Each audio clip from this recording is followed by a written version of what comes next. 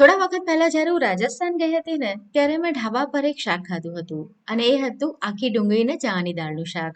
ઘરે આવીને મેં બનાવ્યું અને ખૂબ જ ટેસ્ટી બન્યું. તો મારા ત્યાં તો મેં ઘણી બધી વાર બનાવ્યું તો મને થયું કે ચલો તમારી સાથે પણ રેસીપી શેર કરું, તમને પણ ખૂબ જ પસંદ આવશે. ઝટપટથી બની જાય એવું આ શાક એકવાર તો ચોક્કસથી ટ્રાય કરવા જેવું છે. હલો ફ્રેન્ડ્સ, હું છું હેતલ. કિચન ક્રાફ્ટમાં તમારા બધાનું હાર્દિક સ્વાગત છે. તો ચલો આજની મજેદાર રેસીપી બનાવવાનું શરૂ કરીએ. એકદમ ટેસ્ટી અને ચટપટું રાજસ્થાની ચણાની દાળ અને આખી ડુંગળીનું શાક બનાવવા માટે ચણાની દાળને આપણે પલાળીને રાખીશું. 1 કપ મેં ચણાની દાળ લીધી હતી. લગભગ 1 થી 1.5 કલાક પહેલા પલાળીને રાખવાની અને પ્રેશર કુકરમાં આપણે એને બાફી લેવાની છે. 2 વિસલ આવે ને ત્યાં સુધી. દાળ તમારે એવી રીતે બાફવાની છે કે બહુ વધારે ગળવી ન જોઈએ. તો આપણે એક આંગળ જેટલું જ પાણી રાખીશું અને એની અંદર આપણે સ્વાદ મુજબનું મીઠું નાખી દઈએ. તો અત્યારે મેં અહીંયા હાફ ટીસ્પૂન જેટલું મીઠું નાખ્યું છે અને હાફ ટીસ્પૂન જેટલી આપણે અહીંયા આગળ હળદર પણ એડ કરી દેવાની છે. અને 2 વિસલ આવે ત્યાં સુધી પ્રેશર કુક કરીશું. દાળ પલાળી હોય તો 2 વિસલમાં થઈ જશે. દાળ પલાળેલી નહીં હોય તો 3 થી 4 વિસલ કરવી પડશે. તો દાળ પલાળીને રાખશો ને તો વધારે સારું છે, કારણ કે ઘણીવાર પલાળ્યા વગરની દાળ હોય ને તો બરાબર એ ચડતી પણ નથી હોતી.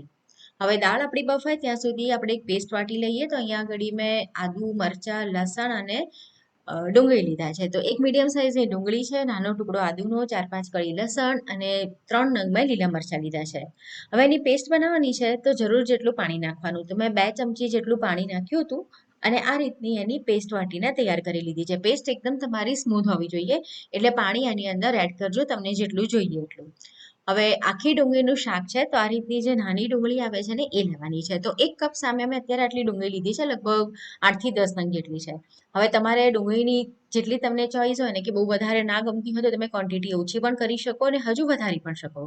તો એની છાલ કાઢી લીધા પછી આપણે એને છે ને આ રીતે વચ્ચેથી બેવ સાઈડ સ્લિટ એટલે કે ચીરા કરવાના છે. આપણે ભરેલા શાક બનાવીને જે રીતે કરીએ છીએ ને એ રીતે, જેથી મસાલો બધો અંદર જાય અને ડુંગળીનો સ્વાદ એકદમ સરસ આવે.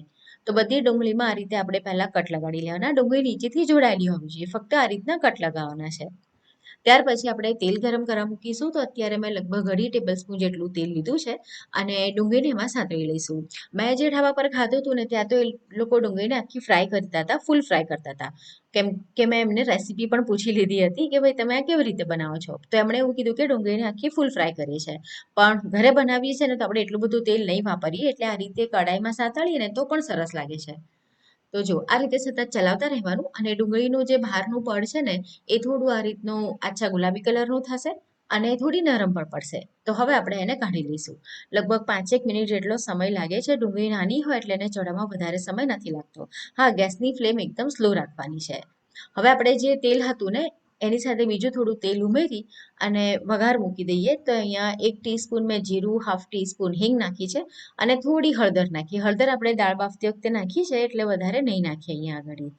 અને ત્યાર પછી આપણે જે પેસ્ટ વાટીને રાખી હતી એ ઉમેરી દઈશું અને એને એકદમ સરસ સાંતળવાની છે. આમાં આપણે ડુંગળી અને લસણ બંનેનો ઉપયોગ કર્યો છે, એટલે જો એમાં કચાશ રહી જશે ને તો શાકમાં મજા નહીં આવે. તો ખાસ એની અંદર તમારે ધ્યાન રાખવાનું છે કે તમારા ડુંગળી અને લસણ એકદમ સરસ સંતળાવા જોઈએ. અને એટલા માટે જ આપણે પેસ્ટ બનાવતી વખતે એની અંદર થોડું પાણી એડ કર્યું હતું, જેથી આપણે એને સાંતળીએ ને ત્યારે બળી ના જાય. અને તમને જરૂર લાગે તો તમે હજુ થોડું પાણી એની અંદર નાખી શકો, 2-4 ચમચી, જેથી એકદમ સરસ રીતે ચડી જાય. તો આપણી પેસ્ટ સાંતળાય ત્યાં સુધી આપણે બીજી તૈયારી કરવાની છે. એમાં આપણે અહીંયા આગળ 2 મોટા ચમચા દહીં લઈશું. લગભગ મેં અડધો કપ જેટલું દહીં લીધું છે અને દહીં ખાટું હોય એવું લેવાનું છે. એની અંદર આપણે હળદર એડ કરીશું. તો હાફ ટીસ્પૂન હળદર અને 2 ટીસ્પૂન અહીંયા આગળ મેં ધાણા જીરું પાવડર એડ કર્યો છે. ત્યારબાદ એની અંદર ગરમ મસાલો નાખીશું. તો હાફ ટીસ્પૂન જેટલો ગરમ મસાલો નાખવાનો છે અને 1 ટીસ્પૂન આપણે રેગ્યુલર મરચું અને 1 ટીસ્પૂન કાશ્મીરી મરચું નાખીશું. તમને જેટલી તીખાશ જોઈએ ને શાકમાં એ રીતે લેવાનું, કેમ કે આગળ આપણે લીલા મરચાં પણ લીધા છે. હવે દહીંમાં આ રીતે બધા મસાલા નાખવાના, એટલે મસાલા ફૂલી પણ જશે અને દહીં છે ને આપણે જ્યારે શાકમાં એડ કરીશું ને ત્યારે ફાટશે નહીં. નહીંતર શું થાય કે દહીં આપણે જ્યારે ઉમેરીએ ગ્રેવીમાં તો ગરમ હોવાના કારણે દહીં ફાટી જતું હોય છે ઘણીવાર. ખાટું દહીં લેવાનું અને મસાલામાં આ રીતે મિક્સ કરી અને રહેવા દેવાનું લગભગ 15 મિનિટ. ત્યાં સુધી આપણી જે પેસ્ટ છે એ સંતળાઈ જશે. તો જો બધું જે પાણી હતું એ બધું જ એની અંદર સુકાઈ ગયું છે અને પેસ્ટ આપણી એકદમ સરસ સંતળાઈ ગઈ છે. લસણ ડુંગળી બંને એકદમ સંતળાયા છે, કચાશ એમાં બિલકુલ નથી. જો કચાશ રહેશે ને તો મજા નહીં આવે. હું એટલા માટે વારંવાર કહું છું કે મેં જ્યારે પહેલી વાર બનાવ્યું ને તો થોડી એની અંદર શેકવામાં કચાશ રહી ગઈ હતી, તો મજા નથી આવી. જેવું મેં ત્યાં ખાધું હતું એના જેવું નહોતું બન્યું. હવે દહીં એડ કરી દઈએ, પછી થોડું પાણી પણ એડ કરી દેવાનું. અને આ સમય ઉપર ખાસ ધ્યાન રાખવાનું એ છે કે ગેસની ફ્લેમ એકદમ સ્લો રહેવી જોઈએ. જો થોડી પણ ફાસ્ટ હશે ને તો દહીં ફાટી જશે. દહીં ફાટશે એટલે શું થશે, દહીં આમ ફોદા ફોદા જેવું થઈ જશે. એટલે એવું ફાટેલું દહીં સારું પણ નહીં લાગે દેખાવમાં અને સ્વાદમાં. તો સ્લો ફ્લેમ પર આપણે એને ઢાંકણ ઢાંકીને રહેવા દઈએ લગભગ 4 થી 5 મિનિટ માટે. 4 થી 5 મિનિટ પછી તમે જોશો તો આ રીતે ઉપર તમને તેલ બધું આવી ગયેલું ગ્રેવીની અંદર દેખાશે. એટલે કે આપણી જે ગ્રેવી છે એકદમ સરસ અત્યારે થઈ ગઈ છે. ગ્રેવીમાં કચાશ બિલકુલ જ નથી રહી. તો હવે અહીંયા આગળ આપણે એડ કરીએ કસૂરી મેથી. કસૂરી મેથી એમાં ખાસ ઉમેરવાની છે. તો મેં 1 ટીસ્પૂન જેટલી કસૂરી મેથી નાખી દીધી છે. અને જે ડુંગળી આપણે સાતળીને રાખી હતી એ ઉમેરી દઈએ અને સાથે ચાની દાળ ઉમેરી દઈએ. જો ચાની દાળ એકદમ સરસ ચડી પણ ગઈ છે, સાથે સાથે આખી પણ છે. આ શાકની અંદર મેઇન વાત એ જ છે કે ચાની દાળ ચડેલી પણ હોવી જોઈએ અને સાથે સાથે આખી પણ રહેવી જોઈએ. એટલે જ્યારે મિક્સ કરો ને તો એકદમ હલકા હાથે મિક્સ કરવાનું, જેથી દાળ છે ને તૂટી ના જાય. ડુંગળી પણ આપણે સાતળી હતી એટલે નરમ થઈ ગઈ છે. તો હવે આપણે બંનેને મિક્સ કરી સ્લો ફ્લેમ રાખીને લગભગ 5 થી 7 મિનિટ માટે થવા દઈશું. એટલે જે બધા મસાલા છે ને એ ડુંગળીની અંદર આવી જાય અને સ્વાદ એકદમ સરસ આવે. અહીંયા તમને ડુંગળીની ક્વોન્ટિટી ઓછી લાગે તો મેં કીધું એમ એડ પણ કરી શકો છો, અને વધારે લાગતી હોય તો ઓછી પણ કરી શકો છો, તમને જે પ્રમાણે પસંદ આવે.